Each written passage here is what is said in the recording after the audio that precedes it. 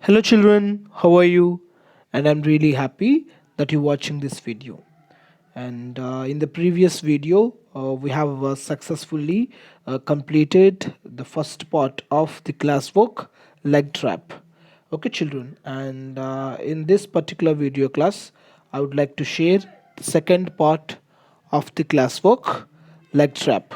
Okay, children. And in this particular video class, would like to share the vocabulary and the question and answers. Okay, yeah.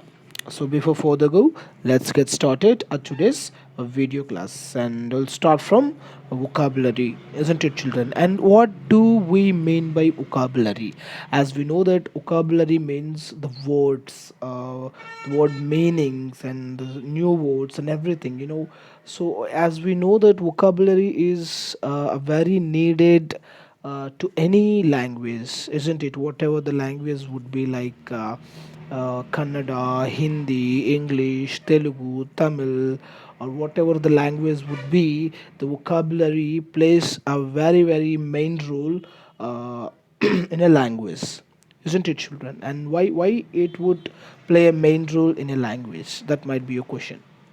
So see, children, without words. So as I told you that vocabulary will obviously belongs to, and obviously in the meaning of words, isn't it? Vocabulary means the words. What are the words that belongs to a particular language? Like in Kannada, we have many words, isn't it? Without words, we cannot make sentences. We cannot talk with someone. We cannot write, isn't it? Whatever it could be, we can't do that. So that is what vocabulary means, the words, the particular words that belongs to the language, whatever the language would be, children, like Telugu or Hindi, Tamil, whatever the language would be. Without words we cannot make sentences, or we cannot talk with someone. So vocabulary is very important, as we know that. So here we have a vocabulary task. That is, obviously, if we do this task, that will help us to improve our vocabulary in English language. Okay, children, and complete the story using the words given in the bracket. One is done for you, one is done for us. And see, children, here is the words: uh, fumbled, glanced, tempo, stopped, theft, shouted. So these are the words that we have here. So before writing that particular vocabulary task, we have to know the meaning of every word. So if we do not know the meaning of the word, what would happen? Obviously we cannot finish the task, isn't it, children? And for that particular reason, I would like to give the meanings for every word, isn't it? Here we have six words, as we all know that. How many words we have, children? Here six words, isn't it? So let's read the six words: fumbled, glanced, next tempo, stopped, theft, shouted. These are the words here we have. And start from the first: fumbled. Yes, the fumble means, move, move clumsily in various directions, using the hands to find something, to find one's way, isn't it? A kind of strange steps, strange moves of our hands. Some kind of, when we do that, like when somebody wants to theft some items of us, he do a kind of strange moves of his hands.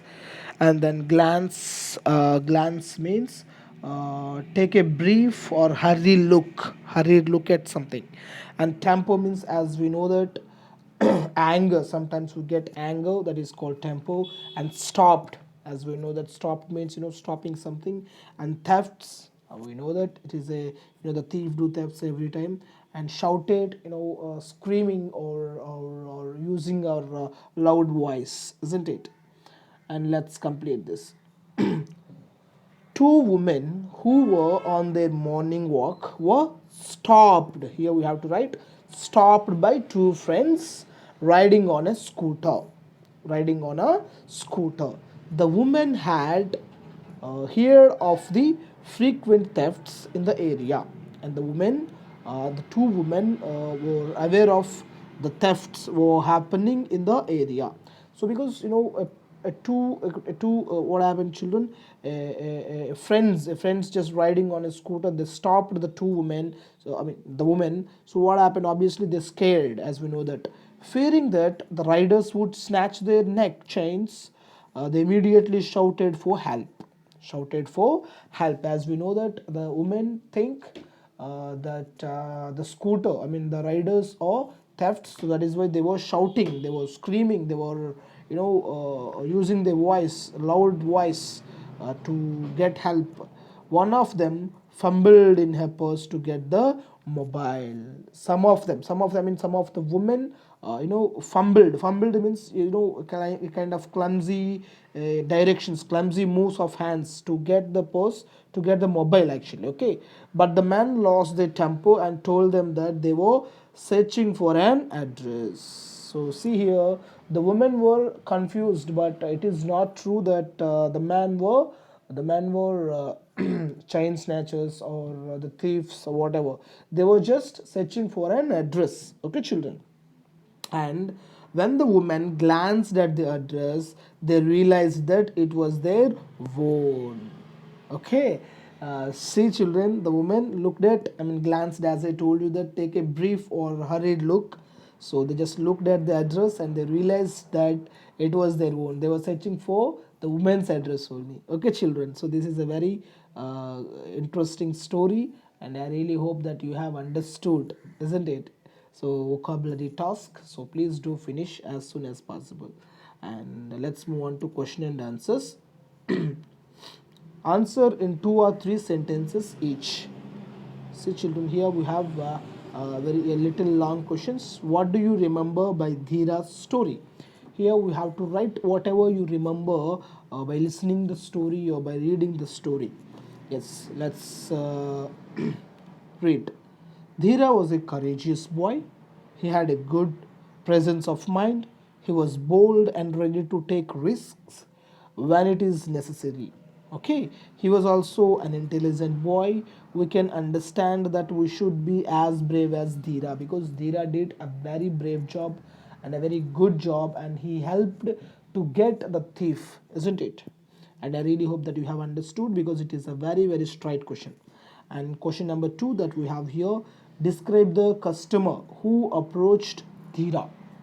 I am repeating, describe the customer who approached Dhira. Here we have to write description, I mean describing the customer, and I mean the thief. As we know that the customer who approached Dhira was not in a hurry at all at first. Okay, he asked him, Dhira, to polish his shoes nicely. He was wearing a pink shirt and a red tie. He was also wearing a wristwatch, and he looks a very rich man. Okay, and question number 3, here we have, how did Dhira polish the customer's shoes? Even though he was polishing the customer's shoes, his mind was thinking of the thief or theft. He polished his left shoes by smearing the same polish which he was polishing his shoes. The corner of his eye, he saw 2 policemen approaching. Still, he continued to do the polishing, as he felt that customer was losing his temper, losing his temper. So then he just informed the policeman, as we know that he was the thief, isn't it? Why did the Dhira concentrate on polishing? Obviously, as we know that. Let's read, you can easily understand. Dhira was disturbed by the customer's complaint. He thought that the customer must be an influential man, and he would complain about him to the policeman. So he concentrated his attention on polishing the shoes, as we know that, because Dhira thought that he was a very very rich man. Okay, and then question number 5 that here we have, how was Dhira rewarded and honored for his bravery? How was Dhira awarded and honored for his bravery? As we know that, because he did a very great job, and I could say it was an adventure. Okay, Dhira was preached for his presence of mind by everyone. He was also awarded by the police and by the jeweler. His school also honored him with a medal of his bravery.